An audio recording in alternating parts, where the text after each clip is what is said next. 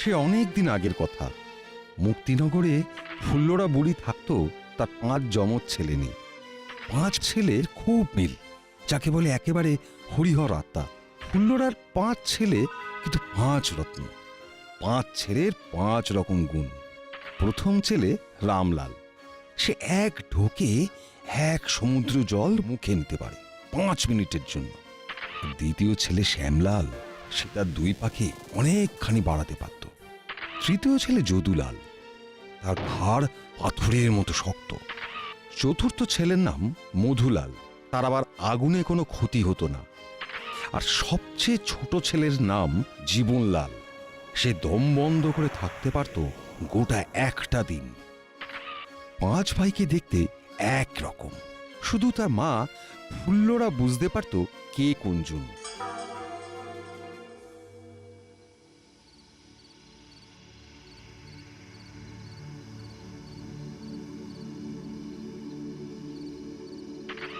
পাঁচ ভাই গভীর রাতে সমুদ্রে মাছ ধরতে যেত।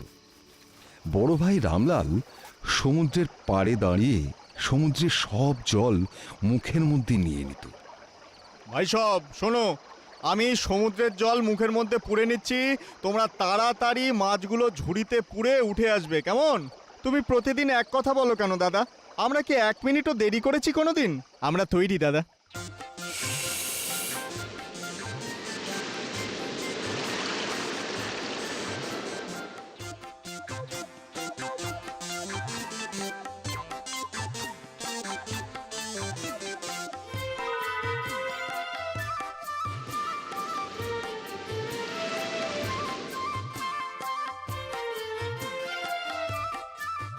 আজ জীবনের পালা, ছোট হাটে যাও।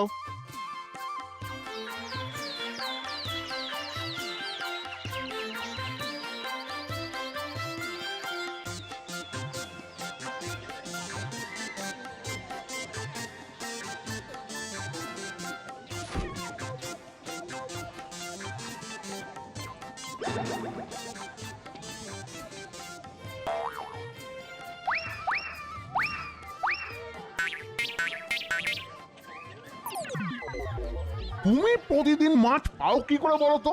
কই কই আমরা তো পাই না। হ্যাঁ, নিশ্চয়ই কিছু জাদুটোনা করো না?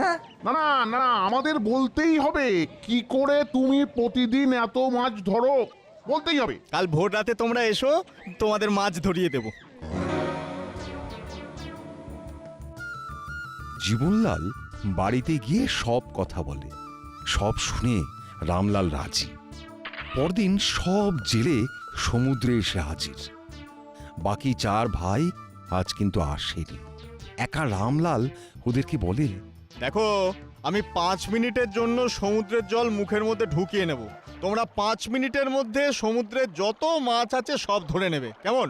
আবার বলছি, 5 মিনিটের বেশি আমি জল ধরে রাখতে পারবো না, বোঝা গেল? ঠিক আছে, তুমি চিন্তা করো না তো, কোনো চিন্তা নেই।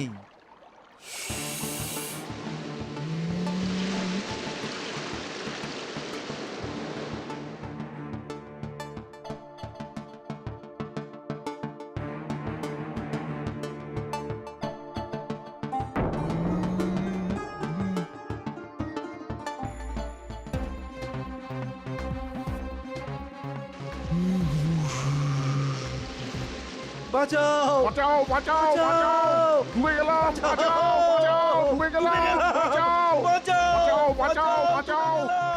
গ্রামে হাহাকার নেমে এলো। জেলেদের পরিবারের সবাই রামলালের নামে রাজার কাছে নালিশ জানালো। সব শুনে রাজা রামলালকে বলল, এদের কথা সব সত্য রামলাল? তুমি মুখের জল ছেড়ে দিয়ে এতগুলো মানুষকে ডুবিয়ে মেরেছো? এই সত্যি মহারাজ, সত্যি। কিন্তু আমি যদি জল না ছাড়তাম তাহলে আমি গলা ফেটে মরে যেতাম। আমি ওদের বারবার বলেছি আমি 5 মিনিটের বেশি জল ধরে রাখতে পারবো না, তা ওরা কেউই কথা শোনেনি। তাই বাধ্য হয়েই আমাকে সমুদ্রের জল ছাড়তে হয়েছে। আর আর তাই এরকম একটা ঘটনা ঘটেছে মহারাজ। এতগুলো মানুষের জীবন হানির জন্য আমি তোমাকেই দায়ী করব। তোমাকে সমুদ্রের জলে ডুবিয়ে মারা হবে। তোমার শেষ ইচ্ছা কি বলো?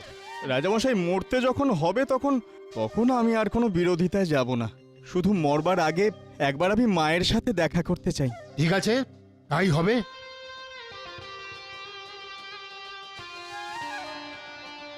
দাদা দাদা কাল তোমার জায়গায় আমি যাব, তুমি কোনো চিন্তা করো না, তুমি তুমি ঘরে বিশ্রাম নিও। শ্যাম গেল সমুদ্রে ডুবে মরতে। রাজামশাই এলেন, সাথে রাজ্যের প্রজারা এলো শাস্তি দেখবার জন্য। কি তুমি কাল লাল জামা গায়ে দিয়েছিলে না, আজ নীল জামা পরে এসেছো কেন? মায়ের আদেশ মহারাজ, আমি মায়ের প্রতিটা কথা অক্ষরে অক্ষরে মেনে চলি। আমি এবার আপনার আদেশ মানতে যাচ্ছি। মহারাজ বিদায়, বিদায় মহারাজ।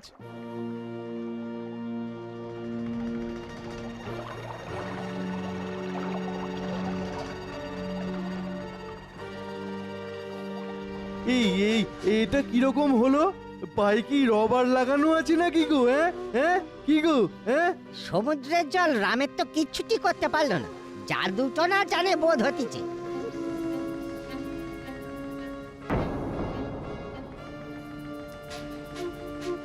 কাল রামের গর্দান নেবে আমার জল্লাদ। বলো বলো বলো বলো, তোমার শেষ ইচ্ছা কি বলো? কাল কাল সারা রাত আমার মা কেঁদেছে মহারাজ। আমি আমি শুধু মাকে একটু দেখে আসি মহারাজ। মহারাজ এ ভিন্ন আমার কোনো চাওয়া নেই। বেশ, তাই হবে। তবে কাল সকালেই তোমার গর্দান নেওয়া হবে। দাদা তুমি তো জানো আমার ঘাড় খুব শক্ত, আমার গর্দা নিতে গেলে খাড়া ভেঙে যাবে। কাল বর্দার জায়গায় আমি যদুলাল যাব। বাবা, সব সময় চোখ কান ভালো করে খোলা রাখিস। আমাদের নিয়ে চিন্তা করবে না তুমি।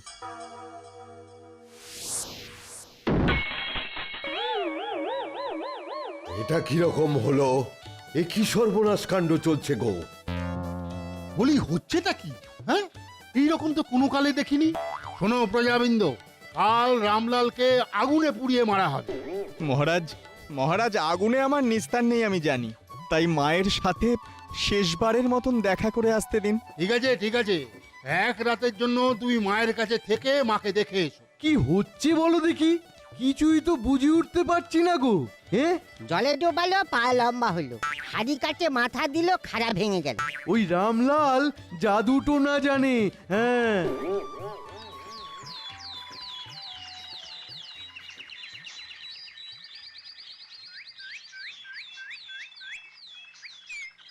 ধা ধিন ধিন তা ধা ধিন ধিন তা ধিন তেরে কেটে তা ভাজা ভাজা খাস্তা। দানই পেয়েছে, দানই সাবধান, পেয়েছে, দানই সাবধান, পেয়েছে। সাবধান। রাজামশাই রাজামশাই কি আনন্দ যে হচ্ছে কি বলবো আপনাকে। মানে ধা ধিন ধিন তা, আগুনে ধা আনন্দ? ধিন ধিন তা। এইবার তোমাকে মাটি চাপা দিয়ে মারবো। হ্যাঁ হ্যাঁ, মাটি চাপা দিয়ে মারবো। এই হবে তোমার শাস্তি। মহারাজ শেষবারের মতন আর একবার মাকে দেখতে চাই। তেরে কেটে তাক, আপনি অনুমতি দিন দাদা, দিন ধা, অনুমতি দিন না। ঠিক আছে, অনুমতি দিলাম। দাদা বলি শোনো, আমি দম বন্ধ করে থাকবো, তোমরা রাতে মাটি খুঁড়ে আমাকে বের করে নিও। তারপর আমরা এই রাজ্য থেকে অন্য রাজ্যে চলে যাব। সেই ভালো।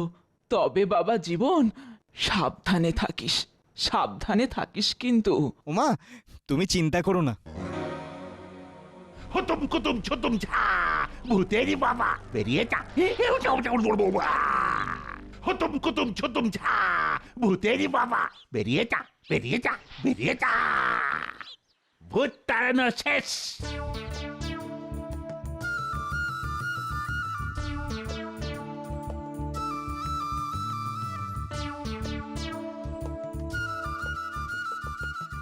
এবার গর্তে ফেলে দিন, ফেলে দিন। অবশেষে পাপের শাস্তি হয়েছে। এই চলো সবাই।